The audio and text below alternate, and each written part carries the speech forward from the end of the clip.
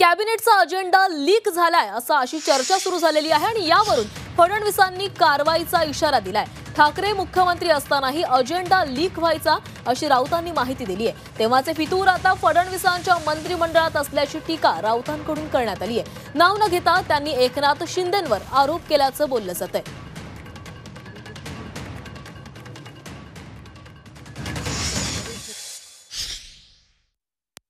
मी मंत्र्यांना देखील सांगितलेलं आहे की आपल्या कार्यालयांना सांगा, अन्यथा मला कारवाई करावी लागेल।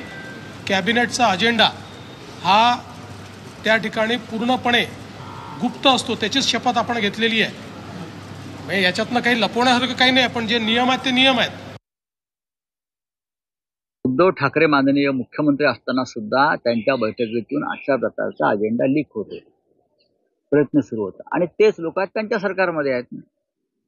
फितूर इथे होते, तेच फितूर तिथे आहेत तुमच्या मंत्रिमंडळात आणि फितूर त्यांचं काम योग्य प्रकारे करतायत।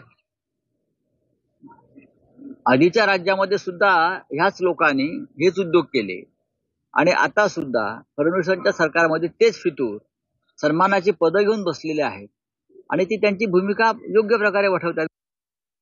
गोपनीयतेचा आपण शपथ घेतो त्यावेळेस ती खरं म्हणजे बाहेर जाऊ नये, पण आता काही चॅनलना तुमच्या ते पहिलेच माहिती पाहिजे हेडलाईन दाखवायसाठी तुम्ही तुमचा सोर्स वापरता सगळे चॅनल आणि त्याला एखादी बळी पडतो कॅबिनेटचा मंत्री आणि तो बळी जातो। त्यामुळे आता त्याचे खरं म्हणजे प्रत्येक मुख्यमंत्री या सूचना देत असतात, परंतु आता त्यातले फितूर हा शब्द काही ठिकाणी वापरला आहे की मंत्रिमंडळात फितूर आहेत का,